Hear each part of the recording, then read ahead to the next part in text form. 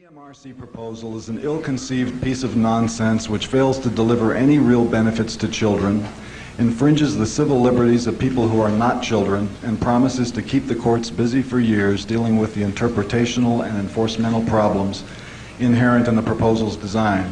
It is my understanding that, in law, First Amendment issues are decided with a preference for the least restrictive alternative. In this context, the PMRC demands are the equivalent of treating dandruff by decapitation. In September 1985, at the height of the Reagan era, the United States Senate convened a hearing to examine explicit lyrics in popular music. The session came about after the Parental Music Resource Center formed, with its core mission to heighten parental control over children's access to music that was labeled as violent, sexual, or drug-related.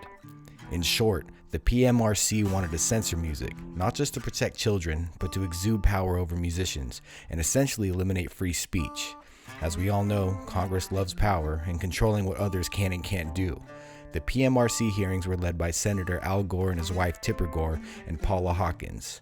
You see these stickers? Everybody's seen them. This is what Tipper Gore and her little buddies wanted to place on albums that they deemed inappropriate. The hearing quickly became one of the most unusual moments in American cultural politics. Musicians were called before the Senate to defend their work. So who showed up? Twisted Sister frontman Dee Snider, singer-songwriter John Denver, and the outspoken composer and guitarist Frank Zappa, in which he quickly let his opposition sitting across the courtroom know how he felt. The establishment of a rating system, voluntarily or otherwise, by the record industry is an invitation to censorship. However, when the hearings were over, censorship had won the battle, and the PMRC got what they wanted when the Recording Industry Association of America agreed to put parental control stickers on records with explicit content. But Frank Zappa's prophetic foresight on the dangers of censorship came to fruition in the years to come. I'll get to that later, but first I have to ask the questions. When did music censorship start? Who gets to say what is explicit and what isn't? And what are the ethics behind this? Let's rewind from the Senate hearings. More than 2,000 years ago, the Greek philosopher Plato argued that music and art should be carefully controlled by the state. In the Republic, Plato warned that artistic expression could shape the moral character of citizens, particularly the young. He famously wrote that musical innovation is full of danger to the state, for when modes of music change, the fundamental laws of the state always changes with them. Because of this belief, Plato proposed that certain forms of poetry, drama, and music should be censored if they encouraged emotions, behaviors, or ideas that might weaken social order. So it's safe to assume censorship in music has existed as long as humans have. Music has always been one of the main sources of entertainment for human beings. We listen to it on long drives, when we're working out, cleaning the house, studying, dancing. Some people collect records. Others, like myself, find joy in studying musicians and their origin stories. But throughout history, music has rarely been treated as something harmless. Again and again, when new sounds emerge, they are met with suspicion. Religious leaders have warned that it corrupts morality, and politicians have claimed it threatens youth. Courts have treated lyrics as evidence. So if music is just entertainment, why has it so often been treated as dangerous? Fear? Maybe. As time went on, new genres emerged and younger generations began to embrace them. What sounded exciting and new to one group often sounded threatening to another, and it wasn't just about sex or drugs and rock and roll. As global tensions rose and social issues became more visible, music evolved into a platform of expression and resistance, and that's where tension begins. Since music reflects culture, it can also challenge it, and historically, this always leads to the powers that be attempting to control their opposition. Coming out of a post-World War II era with economic growth, traditional values, that white picket fence social climate, American culture in a way seemed controlled or predictable, and rock and roll was soon to disrupt that shit. Prior to this new sound hitting the airwaves, American audiences were accustomed to jazz and swing. I mean, it's beautiful music, but it just wasn't heavy. Nothing musically up until the birth of rock and roll was as rebellious or intense.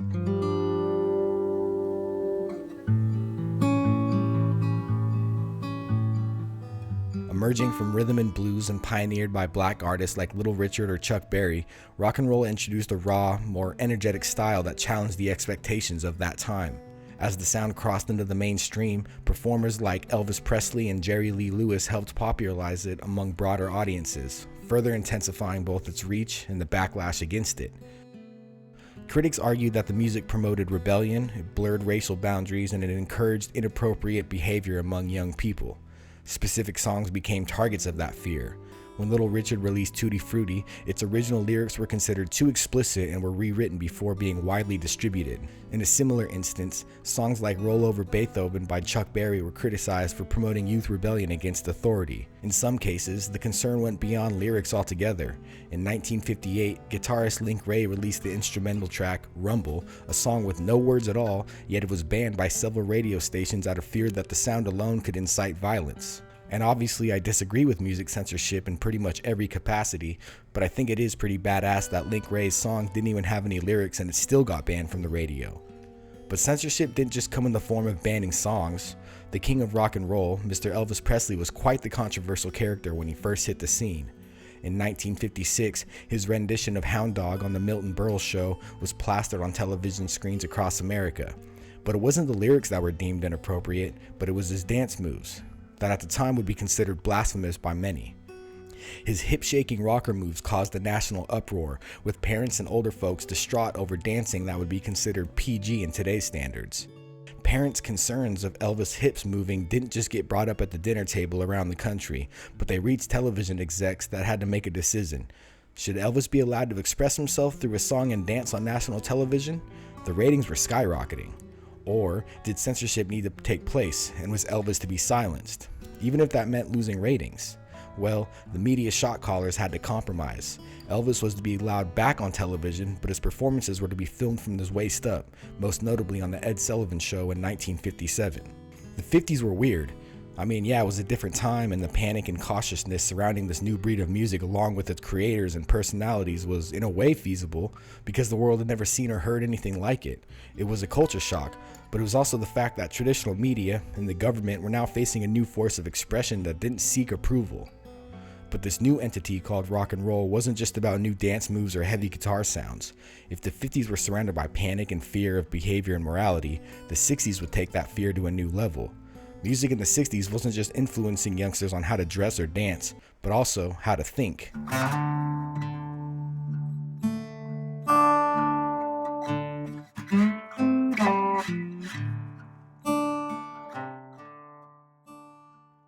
And much of it did encourage trust in authority or support for war, but instead reflected growing skepticism, resistance, and social unrest.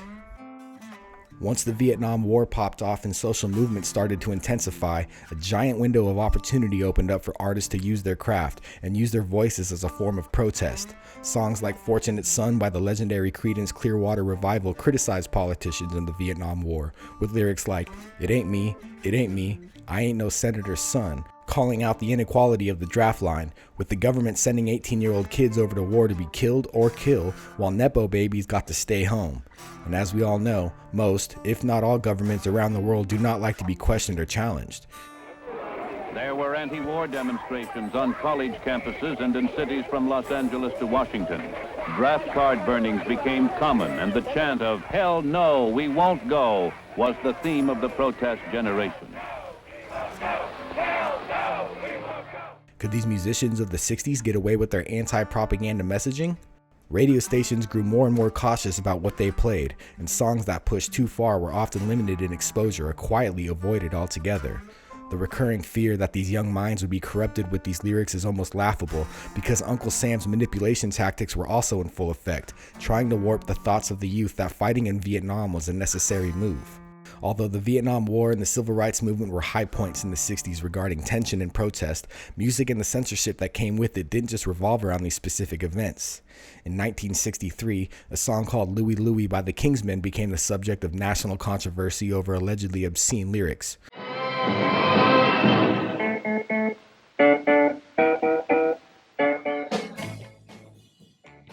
The vocals were so slurred that listeners began speculating that the band was hiding inappropriate content within the track.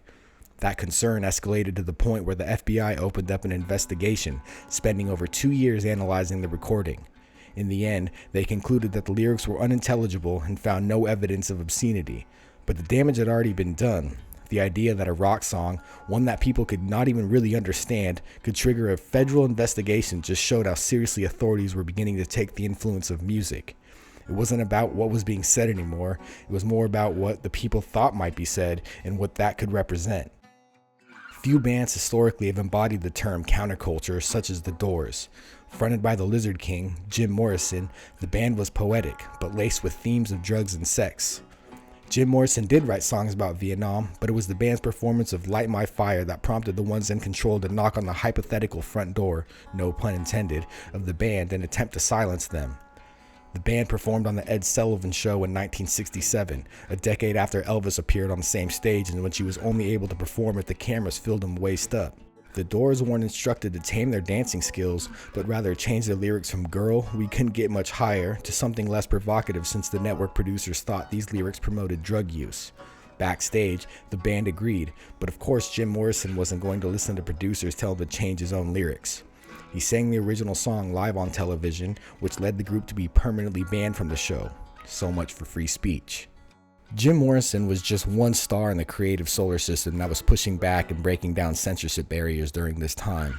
The way I see it, the 60s were the decade that really illuminated the weight that artist's voice carried beyond just entertainment, where the music itself sparked movements and conversations and in many ways directly challenged authority.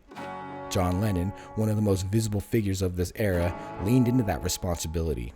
In interviews, Lennon openly spoke about the power of music and its connection to politics, stating, "Our society is run by insane people for insane objectives."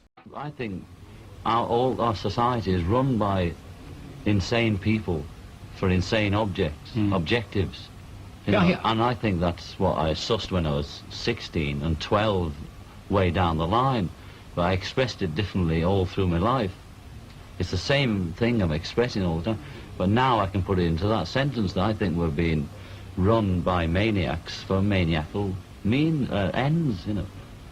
If anybody can put on paper what our government and the American government, etc., and the Russian, Chinese, what they are actually trying to do, you know, and what they think they're doing, I'd be very pleased to know what they think they're doing. I think they're all insane, you know, but I'm liable to be put away as insane for expressing that. His perspective wasn't subtle, and neither was his music. Songs like "Give Peace a Chance" resembled societal chants rather than records, repeated by thousands of protesters during demonstrations against the Vietnam War. In another moment, reflecting his mindset, Lennon famously said, "You either get tired of fighting for peace, or you die," capturing the intensity of that era and the role that artists were beginning to play in it. What made figures like Lennon different wasn't just their popularity, but their willingness to use the platforms that they had to speak directly against systems of power. Just go listen to War Pigs by Black Sabbath and tell me that those lyrics are not a perfect illustration of the evils of politicians and warmongers. Politicians hide themselves away. They only started the war. Why should they go out to fight? They leave that role to the poor.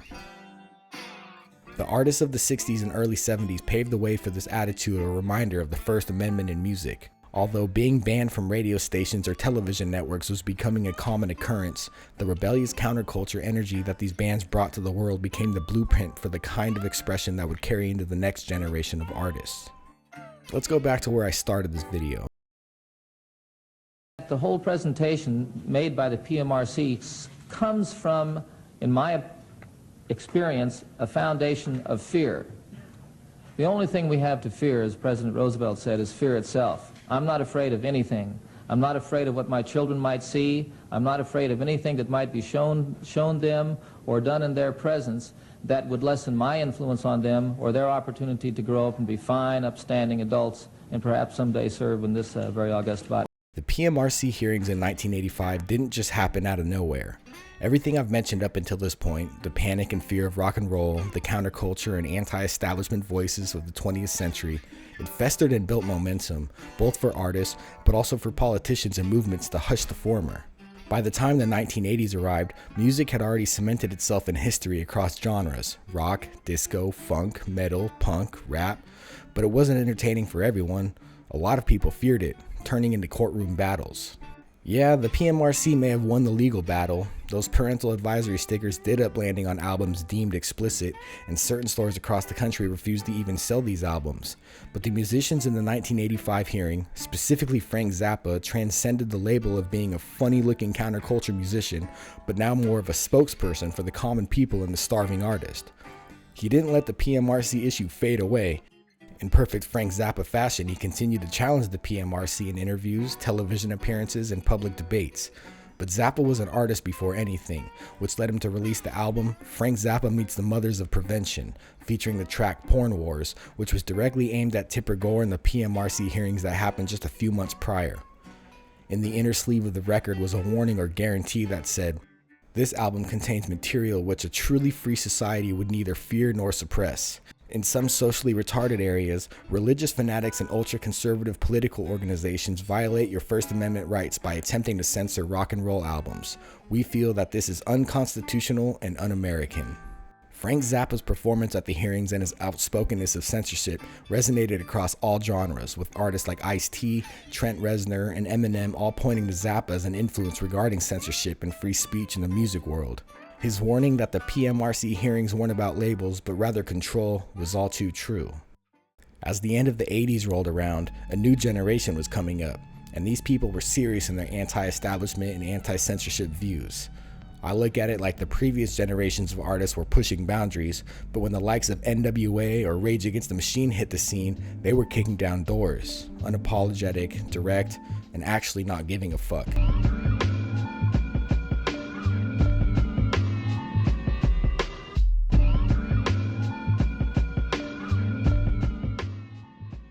NWA were the face of this never-before-seen rebellious entity that was knocking stuff down with their music. In 1988, when Straight Outta Compton dropped, it confronted authority directly. The infamous track "Fuck the Police" was the anti-authority anthem, exposing police brutality, aiming for law enforcement's hypothetical jugular through their music. Nothing like this had really ever been done before, causing national outrage. And who was trying to censor the music this time around? That would be the FBI, who sent a formal letter to the group's record label condemning the song, stating that it was discouraging and degrading to law enforcement officers. The FBI is sending musicians letters trying to threaten them in their art. That's insane. Barry Lynn of the American Civil Liberties Union commented on the matter, saying, "It would not violate the First Amendment for an individual working for the FBI to personally write such a letter, but it's incredible for the FBI to send this kind of official letter to any person in the creative community." According to analysis from the National Coalition Against Censorship, the backlash against NWA revealed a deeper issue, that the government does not have the authority to restrict expression simply because it is offensive or critical of those in power. The censorship attack on free speech and creative speech heightened in the 90s. It seemed like artists became targeted. That old sticks and stones saying didn't really apply to the PMRC or other government officials who tried to silence anything that they deemed vulgar and dangerous. When Ice-T's band Body Count released the song Cop Killer in 1992, controversy was inevitable, in and outside the music industry. Another track, clearly speaking out against police brutality, quickly ruffled feathers. The track, which told a fictional story rooted in frustration over police brutality, was immediately labeled as dangerous and inflammatory, but Ice-T pushed back hard against the narrative, arguing that the song wasn't meant to incite violence, but to reflect reality and emotion. As he explained, it's not about killing cops, it's about the frustration that people feel. As Ice-T explained, the song wasn't meant to be taken at face value, but as a character-driven protest record. It was written in first person as a character was fed up with police brutality. At the time, stories of police violence and racial discrimination weren't as visible to the mainstream public as they are today. There wasn't no viral social media videos or constant footage. A lot of these realities were easy to ignore. As Ice-T later reflected, "I think it was so radical because at the time y'all didn't see any of the videos. That's what made the reaction so intense. To some listeners, the song sounded extreme, even dangerous, but to others it was simply putting words to something that had already been happening. As Ice-T put it, I was singing pre-Rodney King, and the Rodney King thing was not something that was just rare." People are really up in arms about this song, which doesn't kill. It's just a song. But the cops in America actually kill kids. And the parents cry and scream, and these cops don't go to jail. They're just laid off. You know, there's no cops on death row. And this particular character in this song has said, hey, I know your family's grieving, but so what, you know? This is a point where I determine it's time to get even. The difference was visibility. Musicians use their mediums to expose issues, and law enforcement and politicians' ideas of sweeping injustices under the rug were failing. The backlash against Cop Killer came from all directions. Police organizations, political figures, and media outlets all condemned the track, framing it as threat rather than a reflection. Groups like the Combined Law Enforcement Associations of Texas called for boycotts against the band's label, while some officers even threatened to refuse emergency calls if the song wasn't removed. Even the PMRC, of course, had to re-enter the conversation, once again arguing that music like this was a dangerous influence on younger audiences. But artists pushed back. Ice-T, alongside figures like Jello Biafra, the frontman for the Dead Kennedys, challenged those claims publicly, arguing that outrage was misplaced. Is what I see as a false controversy. It's rap music, and rap music is being cast as a Willie Horton poltergeist type figure in order to advance the agenda of the religious right backers of Tipper Gore's organization, the PMRC. In my case, I can relate to NWA's song about the police because after my record, Frankenchrist, was blasted by Susan Baker and the PMRC in Variety, 2 weeks later, 9 police officers, 3 from LA, 6 from San Francisco, broke a window by my front door, stormed into my house, tore the place apart like you'd see KGB people doing a TV movie or something, went through my address book, page by page, comparing names, and while I sat there on a chair with a bathrobe on with 2 cops with their jackets zipped right up to about here, so they might be packing a gun, circling around me like sharks. It was a subtle form of rape in a way. And then after a year, about, 2 months later, charges were filed against my record. A year and a half later, it finally came to trial.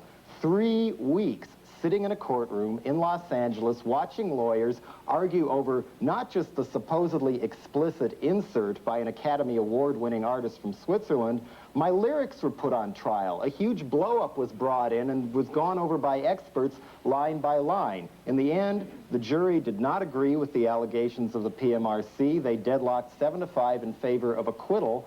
But after the trial, in a paper called the Metro in Nashville, Tennessee, Tipper Gore was asked about my trial and said, quote, "I'd like to take credit for it.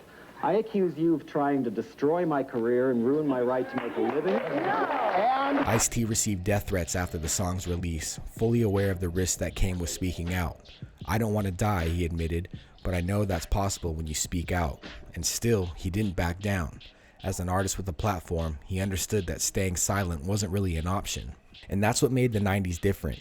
Artists weren't just reacting to censorship anymore, but rather trying to destroy it. So by the end of the 90s, the pattern was undeniable. What started as a fear of behavior in the 50s had evolved into the fear of influence in the 60s, then became structured control in the 70s and 80s, and then had reached a point where artists themselves were being targeted. Not just their music, but their message and intent, or their overall impact. And yet, despite of all that, the labels and the lawsuits and the overall pressure, the music never stopped. If anything, it adapted, because censorship had never really been about ending expression. It was about controlling how far that expression can go. Well, since the turn of the century, censorship has continued in the musical world. I mean, when Eminem took over, he was protested against. His 2000 album, the Marshall Mathers LP, drew widespread criticism for its violent imagery and controversial lyrics, sparking protests from political figures and advocacy groups. Organizations like the Gay and Lesbian Alliance Against Defamation openly condemned his work, arguing that his lyrics promoted harmful stereotypes and violence. That same year, protests took place outside the Grammy Awards, where demonstrators gathered to speak out against his nomination. Eminem, however, defended his music as exaggerated storytelling and satire, not literal instruction. In interviews, he pushed back against critics by framing his work as a reflection of character and perspective rather than endorsement, blurring the line between art and reality. And just like the artists before him, the controversy only amplified his reach. His music was edited for radio, debated across major media outlets, and constantly questioned, once again raising the same issue that had followed music for decades. When does expression become something that people feel the need to control? It's different now. Technological advancements, streaming platforms, and the rise of the internet, censorship still exists, but it's just not as obvious as how it used to be in the past. Instead of being outright banned, music can be demonetized. It can be flagged or buried by algorithms on platforms that control what millions of people see. The shift isn't in whether censorship exists, it's in how it operates. Instead of stopping music from being made, the system now controls how far it can travel. Today, it doesn't always come from Senate hearings or organized campaigns like the PMRC. Slapping a parental advisory sticker on records isn't necessarily effective in 2026, mainly because buying and listening to physical music from a record store is a lost art form. These days, if music is censored, the algorithms won't push it. In the past, the censorship of music was feeling obvious. I mean, Elvis was being filmed from the waist up. Protest songs were clearly being pulled from the radio. These warning labels were slapped on albums, and artists were being dragged into courtrooms. You could see it happening in real time. But now it's different. The music's still there, it still exists, and the artist still speaks. But whether that message actually reaches people, that's decided somewhere else, somewhere behind a screen or an overall system. You see, the point of this video wasn't just to list every example of music censorship that has occurred in history. That's virtually impossible. There are thousands of events and instances that have occurred throughout time of artists being silenced. I guess the goal of this video was to demonstrate a pattern. No matter the decade or genre, artists have always been silenced. It's the principle of free speech, or lack thereof, in the creative world. Every time music evolves, and every time someone says something that makes people uncomfortable, every time it challenges the norm, the response is always the same: fear, pushback, and control. So as this music evolves, so does the form of censorship. Plato warning about the power of music in 300 BC, or Elvis shaking his hips on television, the protest songs in the 60s against the Vietnam War, or the warning labels in the 80s, or even just artists being targeted in the 90s. And nowadays, algorithms quietly deciding what gets heard. Music can be looked at as just entertainment, and sometimes that's all it is. But it's also a form of resistance or expression, being a voice for the voiceless. And when that shit gets silenced, we have to question why. Why is that allowed? Because music has the power to make people uncomfortable, and maybe that's the beauty of it.